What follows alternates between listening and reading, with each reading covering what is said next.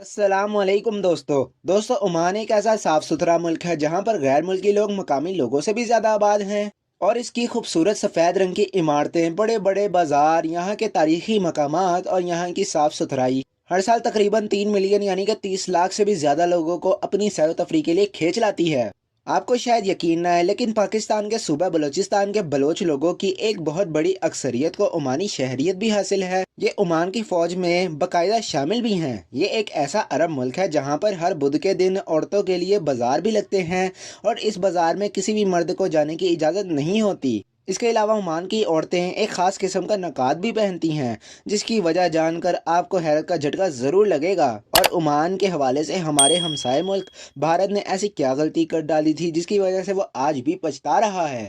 Fact number 1 दोस्तों, Oman का पूरा नाम सल्तनत ऑफ ओमान है और ये अरेबियन पेनिनसुला यानी कि जजीरा नुमा अरब पर वाक़िया जनूब मशरिक का एक मुल्क है। एक अहम खित्ते पर होने की वजह से इसे द पर्ल ऑफ अरेबिया यानी कि अरब दुनिया का मोती भी कहा जाता है। दोस्तों, ओमान का कुल रकबा 3,09,500 स्क्वायर किलोमीटर पर फैला हुआ है, जबकि इसकी सरहदें एक तरफ सऊदी अरब और दूसरी तरफ यूएई और तीसरी तरफ यमन से मिलती हैं, जबकि समंदर पार इसकी सरहदें पाकिस्तान और ईरान से भी मिलती हैं। लेकिन यहाँ पर आपको एक दिलचस्प बात बताते चलें कि ईरान के एक शहर का नाम भी ओमान है, जिसकी वजह शोहरत भी सियाहत ही है। और अक्सर लोग इन दोनों शहर और मुल्कों के नाम में कन्फ्यूजन का शिकार भी हो जाते हैं। अगर सल्तनत ओमान की तारीख की बात की जाए तो इसका जिक्र यमन की कदीम किताबों में भी मिलता है और 2000 साल पहले इसे उमाना के नाम से भी जाना जाता था। जबकि अरब ओमानी कबाइल की आमद से यहाँ इस्लाम फैलना शुरू हो गया था और ये कबाइल समंदर से मछलियाँ पकड़कर और भेड़ बकरियों से गुजारा करते थे। फैक्ट नंबर 2 दोस्तों, अगर ओमान की मईशत की बात की जाए तो ये ऑयल बरामद करने वाला दुनिया का एक बहुत बड़ा मुल्क है। ताहम यहाँ पर मछलियों और खजूरों को एक्सपोर्ट करके बहुत ज़्यादा पैसा भी कमाया जाता है। ओमान का सालाना जीडीपी 80.61 बिलियन डॉलर्स है, जबकि इसके शहरियों की औसतन सालाना इनकम यानी कि पर कैपिटा इनकम $14,615 है, जो कि पाकिस्तानी करेंसी में 32 लाख से भी ज़्यादा बन जाते हैं। सयाहत के लिहाज से ज़बरदस्त टूरिस्ट डेस्टिनेशन होने वाले इस मुल्क की अपनी ऑफिशियल करेंसी ओमानी रियाल है, जो कि दुनिया की तीसरी सबसे ताकतवर करेंसी है। लेकिन आप लोगों को ये जानकर एक झटका लगेगा कि 1970 तक यहाँ पर भारतीय रुपया और मारिया थ्रेसा थैलर भी करेंसी के तौर पर इस्तेमाल होते थे, जिसे सुल्तान काबूस बिन सईद ने ओमानी रियाल से तब्दील किया। आज एक ओमानी रियाल पाकिस्तानी करेंसी में 570 पाकिस्तानी रुपए के बराबर है, जो कि डॉलर, यूरो और पाउंड से बहुत ज़्यादा बन जाते हैं। दोस्तों, ओमान की मईशत इतनी ज़्यादा मजबूत है कि यहाँ पर शहरियों को इनकम टैक्स ही नहीं देना पड़ता, जबकि रेस्टोरेंट्स, होटल्स और टैक्सी ड्राइवर्स आपसे टिप भी नहीं लेते। हाँ, ये लोग अपने सर्विस चार्जेस ज़रूर वसूल करते हैं।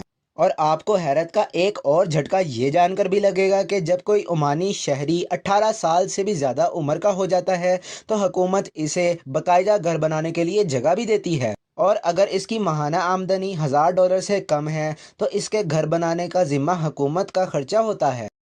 फैक्ट नंबर 3 दोस्तों, 1970 से पहले तक सुल्तान सईद बिन तैमूर ने तेल के ज़खायर यहाँ दरियाफ्त होने के बावजूद और एक स्ट्रेटेजिक पोजीशन होने के बावजूद भी ओमान को आइसोलेशन में रखा, जिसका अंदाज़ा आप इस बात से लगा सकते हैं कि इनके इक़्तिदार में पूरे मुल्क में एक भी होटल मौजूद था ही नहीं और यहाँ के मुकामी बाशिंदे इंतहाई गुर्बत में ज़िंदगी गुजार रहे थे। लेकिन सुल्तान के अपने ही इकलौते बेटे सुल्तान काबूस बिन सईद ने बरतानवी हुकूमत की मदद से अपने ही बाप का तख्ता उलटवा दिया और ख़ुद सुल्तान बन गए। और ये वो दौर था जब सुल्तान ने बैरूनी दुनिया से राब्ते बढ़ाने का फैसला किया और मुल्क में सियाहत को भी फ़रोग दिया। सुल्तान काबूस बिन सईद ने पूरे मुल्क में सैकड़ों पुरअसाइश होटल्स तमीर करवाए और हेल्थ, एजुकेशन और इंफ्रास्ट्रक्चर पर भी खसूसी तवज्जो दी। ओमान का हेल्थ केयर सिस्टम दुनिया के टॉप 10 बेहतरीन हेल्थ केयर सिस्टम्स में से एक है, जबकि इसकी सड़कें इस कदर कुशादा और साफ सुथरी हैं कि आपको यहाँ पर ढूंढने से भी गंदगी नहीं मिलेगी। ये अरब ममालिक में पहला मुल्क था जिसने औरतों को भी वोट डालने का हक दिया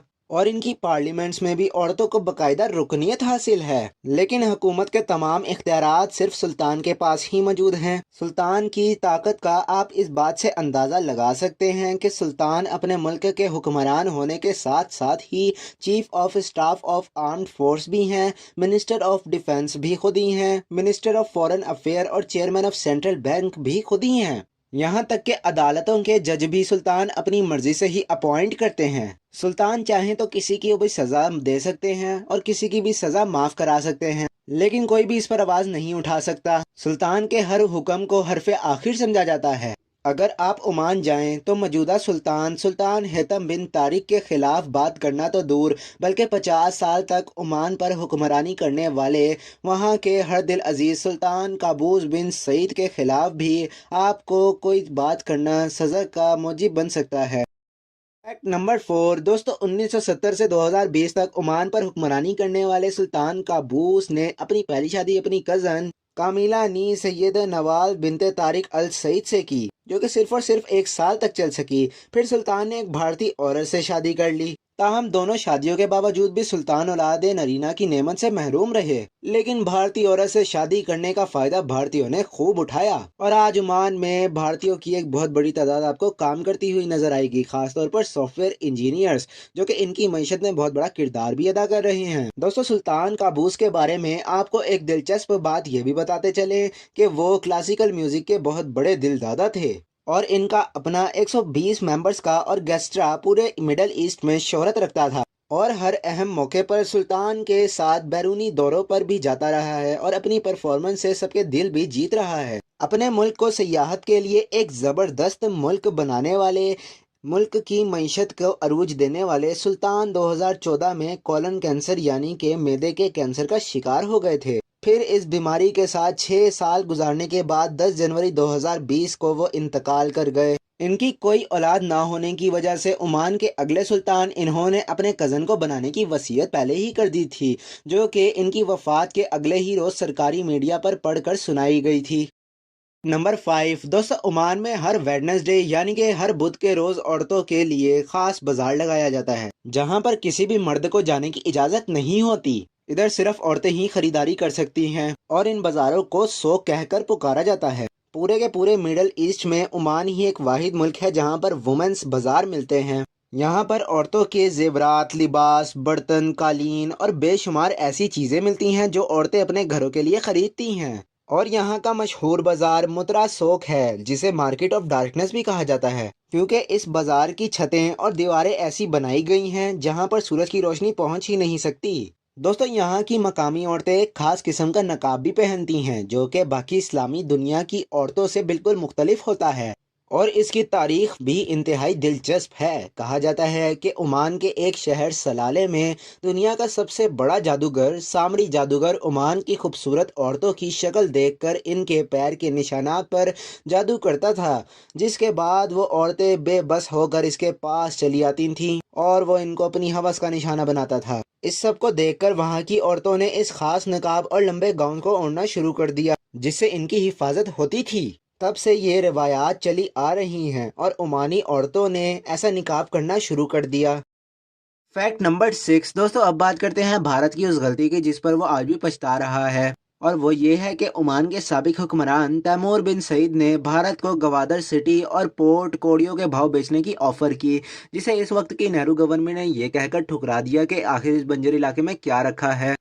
दोस्तों, यहाँ आपको ये भी बताते चलें कि गवादर और इसकी डीप वाटर पोर्ट रियासत ओमान का हिस्सा थे और 1947 से ही पाकिस्तानी हुकूमत की पूरी पूरी कोशिश थी कि वो ओमान का ये इलाका पाकिस्तानी गवर्नमेंट किसी तरह से खरीद ले। भारत के इनकार के बाद 1958 में पाकिस्तान की इस वक्त की हुकूमत ने गवादर शहर और इसकी बंदरगाह को $3 मिलियन यानी कि 30 लाख डॉलर्स में खरीद लिया और इस बंदरगाह को पाकिस्तान का हिस्सा भी बना लिया। और आज इस बंदरगाह को गेम चेंजर भी कहा जाता है, जिसने यूएई और ईरान की बंदरगाहों की अहमियत को कम कर दिया है। आज भारत अपनी माजी की गलतियों से बहुत ज़्यादा पछता रहा है और गवादर की बंदरगाह के खिलाफ प्रोपेगेंडा और बलूचिस्तान में बदअमनी फैलाने में पेश भी है। माजी में ओमान का हिस्सा होने की वजह से बलोच शहरियों को ओमान की शहरियत भी हासिल है और बलोचों को यहाँ पर बहुत बड़ी तादाद में काम भी कर रहे हैं। नंबर 7 दोस्तों, ओमान का सबसे बड़ा शहर और इसका दारुल हुकूमत मस्कत है, जिसकी कुल आबादी 15 लाख नफूस पर मुश्तमिल है और इस शहर में ओमान की सबसे बड़ी मस्जिद सुल्तान काबूस ग्रैंड मॉस्क भी मौजूद है, जिसे 6 साल के अरसे में मुकम्मल किया गया। इस जामिया मस्जिद का तमाम पत्थर भारत से मंगवाया गया था, जबकि इसके कालीन ईरान से खास तौर पर तैयार करवाए गए थे। इन कालीनों की खास बात यह है कि इस कालीन को 600 औरतों ने 4 साल तक अपने हाथों से बनाया और इस कालीन को world biggest single piece carpet यानी कि एक ही पीस के से बनाया गया दुनिया का सबसे बड़ा कारपेट होने का खिताब भी इसी कालीन को जाता है। आपको ये जानकर हैरत होगी कि इस कालीन का कुल वजन 23.5 टन है और इसमें कई कई खूबसूरत रंग भी इस्तेमाल किए गए हैं। मस्कत दारुल हुकूमत होने के साथ साथ एक पोर्ट सिटी यानी कि बंदरगाह भी है, जहाँ पर मछलियाँ पकड़ना सबसे बड़ा पेशा है। यहाँ की दिलचस्प बात यह भी है कि यहाँ पर आपको हर तरफ सफेद रंग की एक जैसी ही इमारतें नजर आएंगी और अक्सर सयाह तो इन्हें देखकर कंफ्यूजन का शिकार ही हो जाते हैं कि आखिर इन्होंने जाना कहाँ है। लेकिन यहाँ पर आपको 8 मंजिला से ऊंची बिल्डिंग नजर नहीं आएगी, जो कि सुल्तान का फरमान था। फैक्ट नंबर 8 दोस्तों, अगर ओमान की गलियों, मोहल्लों और घरों की आगे से गुजरते हुए अगर आपको एक खास किस्म की खुशबू महसूस हो तो समझ जाएं कि ये फ्रैंकिनसेंस की खुशबू है, यानी कि ये लुबान की खुशबू है। दोस्तों, एक जमाना था जब लुबान की खुशबू सिर्फ रॉयल फैमिलीज और बादशाहों और मलकाहों को सिर्फ तोहफे में ही दी जाती थी, और आज ये दुनिया के हर खास अरब ममालिक में इसे बहुत ज्यादा पसंद किया जाता है। फ्रैंकिनसेंस यानी कि लुबान के दरख्त ओमान में कुदरती तौर पर उगते हैं और यहाँ के हर घर में सुबह होते ही इन्हें कोयलों पर रखकर जलाकर पूरी जगह पर खुशबू फैलाई जाती है। अगर आपको यहाँ के किसी घर में मेहमान बनकर जाएं तो यहाँ के मुकामी कहवाजी से लेमन टी भी कहा जाता है। इसे चंद खजूरों के साथ पेश किया जाता है, जबकि लुबान की खुशबू आपको इसी कमरे में से सबसे ज्यादा आएगी जहाँ पर आपको मेहमान के तौर पर ठहराया जाएगा। फैक्ट नंबर 9 दोस्तों, दुनिया के बेहतरीन अरबी घोड़े यानी कि अरेबियन स्टैलियंस ओमान में ही पाए जाते हैं और वहाँ पर इनकी सबसे ज्यादा ब्रीड भी तैयार की जाती है। इन घोड़े के बारे में ये तारीख बयान की जाती है कि ये ज्यादा रकीब की नस्ल से, जो कि हजरत सुलेमान अलैहिस्सलाम को अपने वालिद दाऊद अलैहिस्सलाम की तरफ से तोहफे में मिला था, जिसकी वफादारी बेमिसाल थी और तमाम अरबी शाही खानदान इन घोड़ों को बहुत ज्यादा पसंद भी करते हैं।